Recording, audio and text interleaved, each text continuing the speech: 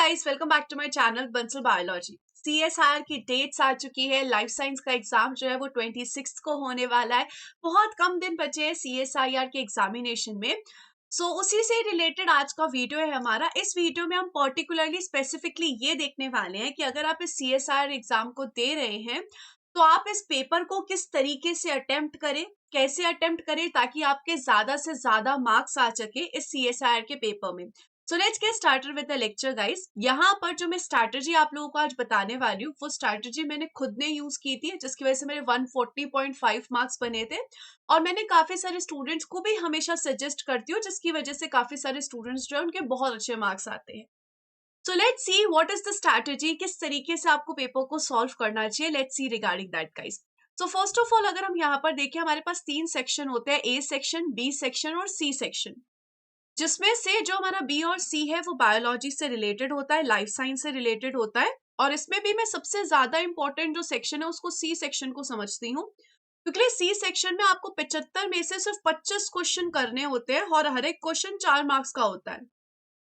तो करीब करीब 100 मार्क्स जो है वो आपके सी सेक्शन में ही बैठे हुए हैं। अगर आप 25 के 25 क्वेश्चन सही कर ले तो आपके आराम से 100 क्वेश्चंस बन सकते हो। और ये मुश्किल टास्क नहीं है 25 के 25 क्वेश्चन सॉल्व करना।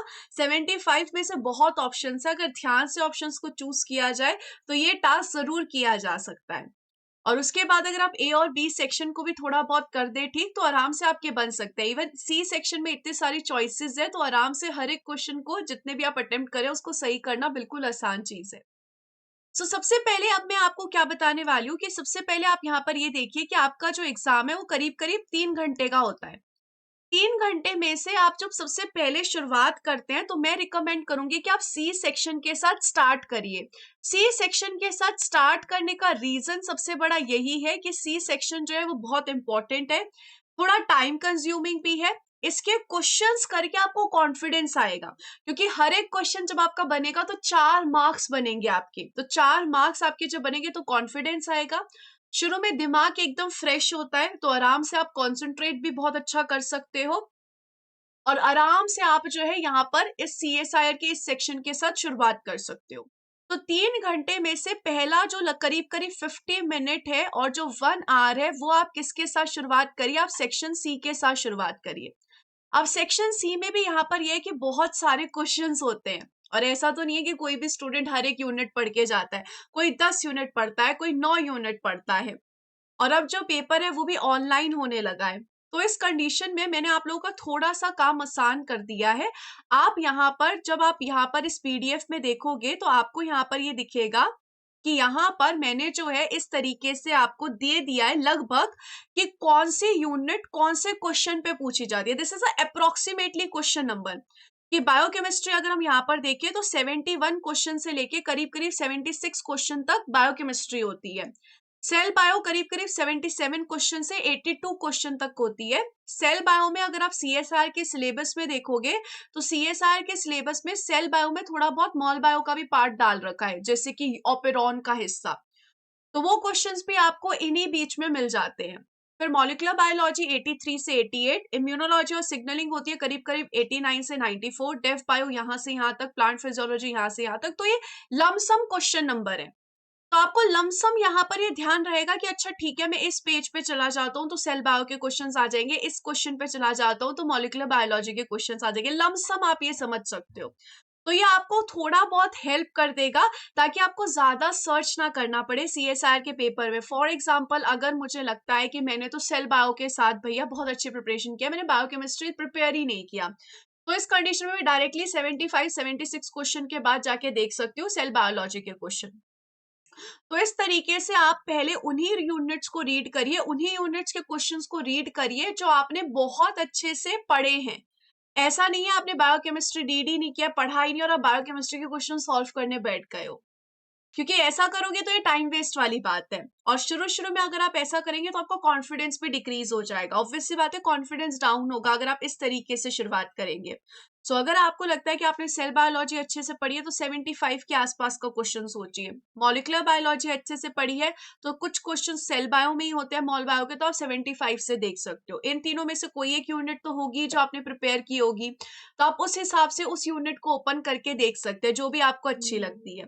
ऐसे ही आप यहाँ पर देख सकते हो, अगर आपने प्लांट फिजियोलॉजी के बाद की चीजें तो वो 100 क्वेश्चन के बाद आपको करीब करीब मिलेंगे। तो आप इस तरीके से थोड़ा सा अंदाजा रख सकते हो ताकि आप डायरेक्टली उन क्वेश्चंस पे थोड़ा जंप कर पाए, सो दैट आपको जो है थोड़ा आसानी हो जाए। तो मैं आपको हमेशा यही करूंगी कि सी सेक्शन के साथ शुरुआत करिए, और सी सेक्शन के साथ भी जब आप शुरुआत करें तो सबसे पहले व्हाट यू शुड डू, जो भी आपको यूनिट्स लगती है जो आपने बहुत अच्छे से पढ़ी है उनको आप पहले देखिए। बाकी के यूनिट्स में टाइम वेस्ट मत करिए। तो ट्राई करिए पहले यूनिट्स में जाने का, और जब आप बहुत ज्यादा प्रैक्टिस कर लेते हो ना तो क्वेश्चन को थोड़ा सा ही रीड करके आपको समझ में आने लग जाते हैं कि ये कौन सी यूनिट का क्वेश्चन है। तो आप इस तरीके से यहाँ पर वो जो यूनिट है उस पर डायरेक्टली जाके आप उन यूनिट्स के क्वेश्चन सॉल्व कर सकते हो। इसमें भी अगर हम यहाँ पर देखें तो आप कौन से क्वेश्चंस को ज्यादा देख सकते हो, आप मैच द फॉलोइंग क्वेश्चन को आप ज्यादा देख सकते हो। आजकल सीएसआर पूछ भी काफी सारे मैच द फॉलोइंग क्वेश्चंस रहा है। अगर आप यहाँ पर ये 2023 के पेपर में भी देखोगे तो आपको बहुत सारे क्वेश्चंस जो है वो मैच द फॉलोइंग मिल जाएंगे। तो मैच द फॉलोइंग क्वेश्चंस आजकल काफी आ रहे हैं और इजी क्वेश्चंस होते हैं। बहुत आसान होता है मैच द कॉलम के क्वेश्चंस को सॉल्व करना।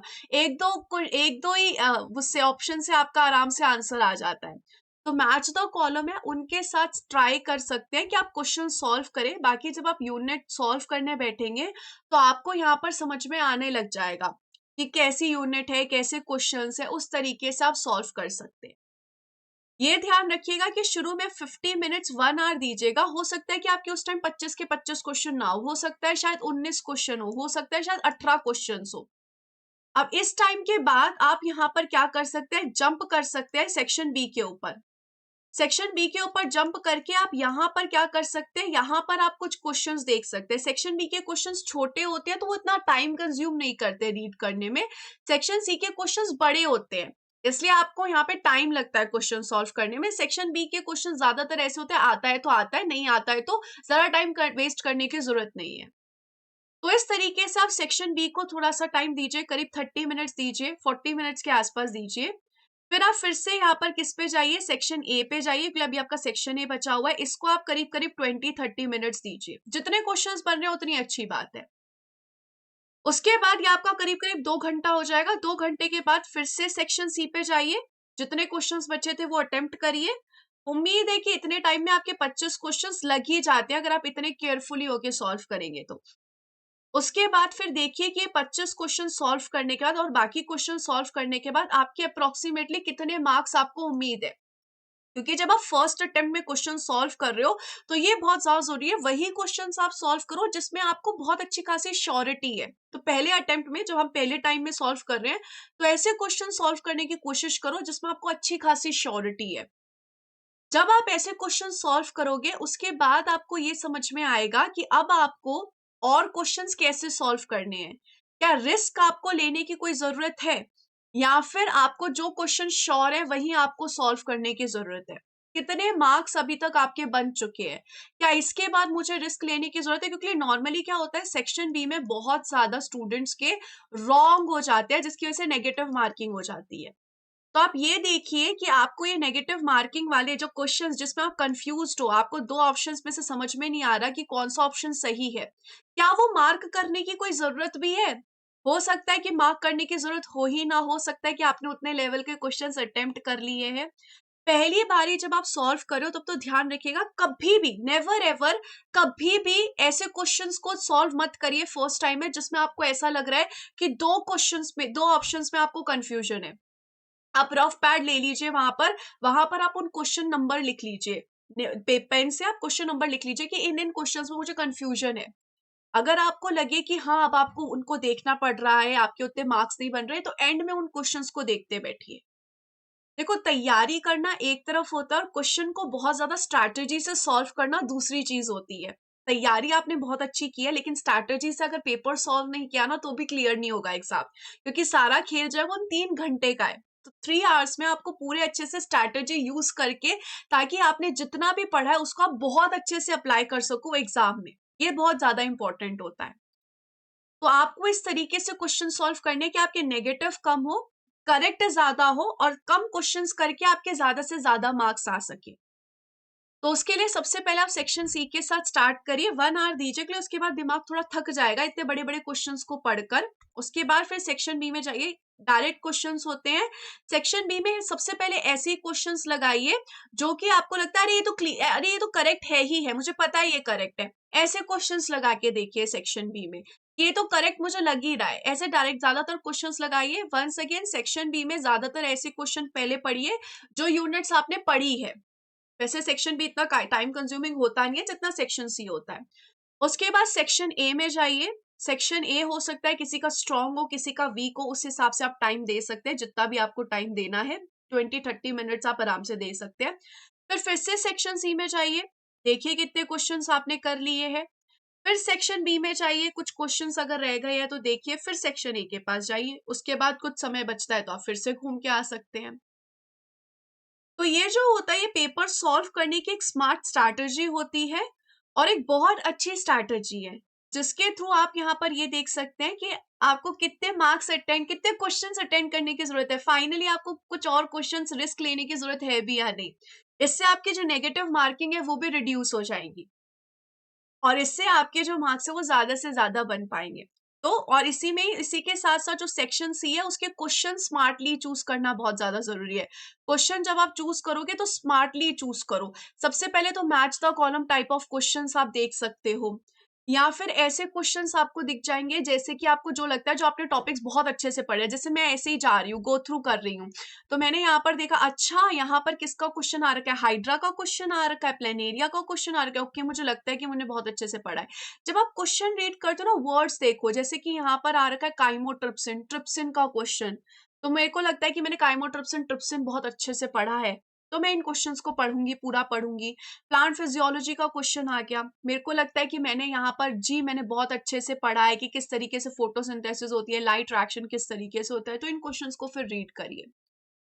और रीड करके जो स्टेटमेंट बेस्ड क्वेश्चंस होते हैं जिनमें ऐसे ऑप्शंस होते हैं वो भी आपसे ठीक से हो जाते हैं, इजीली हो जाते हैं। क्योंकि कभी कभी होता है एक स्टेटमेंट पढ़कर आपको पता चल जाता है कि बाकी के ऑप्शंस तो नहीं हो सकते। जैसे ए स्टेटमेंट पढ़कर आपको पता चल गया अगर ए स्टेटमेंट सही है तो बी और डी तो गलत है, फिर या तो बी सही है या तो बी सही नहीं है। अब इस कंडीशन में आपको पता चला कि आपको बी स्टेटमेंट जो है वो आपको याद ही नहीं आ रही, तो इस कंडीशन में फिर आपको इस क्वेश्चन को छोड़ देना चाहिए, इंस्टेड ऑफ कि आप यहाँ पर बिना मतलब का तुक्का मार रहे हो। इससे अच्छा है कि आप इस क्वेश्चन को छोड़ के अगले क्वेश्चन पे चले जाइए। तो जब तक श्योरिटी नहीं है तब तक स्टार्टिंग में अटेम्प्ट मत करिए। बाद में अगर ऐसा लग रहा है कि मार्क्स बन ही नहीं रहे हैं, अब तो लगाने ही पड़ेंगे तुक्के, तो फिर लगा लीजिए। नहीं तो फिर अगर अच्छे मार्क्स बन रहे हैं 120 के आसपास, आपको लग रहा है कि आपके सही से जा रहे हैं, तो फिर आपको बिना मतलब के तुक्के और रिस्क नहीं लेने चाहिए गाइस। सो इस तरीके से आप स्मार्टली अपना पेपर आराम से सॉल्व कर सकते हैं। ये आपको जरूर हेल्प करेगा पेपर सॉल्व करने में, और 3 आवर्स जो है वो आपके अच्छे से इस्तेमाल हो पाएंगे। अभी मैं आपको सजेस्ट करूंगी कि अभी आपके पास टाइम है तो आप अपने घर पे बैठ कर ही यहाँ पर 3 आवर की अलार्म लगाइए और इस स्ट्रैटेजी को 1-2 बार यूज करके देख लीजिए, ताकि आपका जो ब्रेन है वो इसी तरीके से काम करने लग जाए एग्जामिनेशन सेंटर में भी, और 3 आवर्स को आराम से यूज कर सके। और अगर आपको ये लगता है कि मैं जो हूँ किसी और स्ट्रैटेजी मैंने ऑलरेडी फिक्स कर रखी है, मैं अब उस स्ट्रैटेजी के साथ खुश हूँ, तो आप उस कंडीशन में भी 3 आवर्स की अलार्म लगा के अपनी वो स्ट्रैटेजी को अच्छे से अप्लाई करके देखिए, प्रीवियस ईयर CSIR नेट के पेपर्स को सॉल्व करके। क्योंकि वो जो क्वेश्चन पेपर होता है वो सबसे अच्छा क्वेश्चन पेपर होता है और वो आपको जो है बहुत अच्छे से चीजें सिखा सकता है। सो इस तरीके से आप यहाँ पर ट्राई कर सकते हैं गाइस। उम्मीद है कि ये जो स्ट्रैटेजी है वो आपको हेल्प करी होगी। इसके अलावा अगर आप नेक्स्ट टाइम के लिए प्रिपेयर कर रहे हैं तो आप मेरी जो ऐप है बंसल बायोलॉजी डाउनलोड कर सकते हो और हमारे साथ आके बंसल बायोलॉजी ऐप पे जुड़ सकते हो। Wish you all the very best guys. और अगर आपको कोई भी डाउट स्टिल लगता है तो आप ऐप डाउनलोड कर लीजिए, वहां पर एक चैट का ऑप्शन आता है, वहां पर मैसेज कर दीजिएगा, तो मैं पूरी कोशिश करूंगी कि मैं आपको जल्द से जल्द रिप्लाई करूं। So thank you so much guys, wish you all the very best, take care of yourself. I hope कि आप सब बहुत अच्छे से CSIR नेट एग्जाम क्लियर कर लें और जहां पर भी आपको पहुंचना है आप जरूर वहां पे पहुंच जाइए। Take care of yourself guys, thank you so much.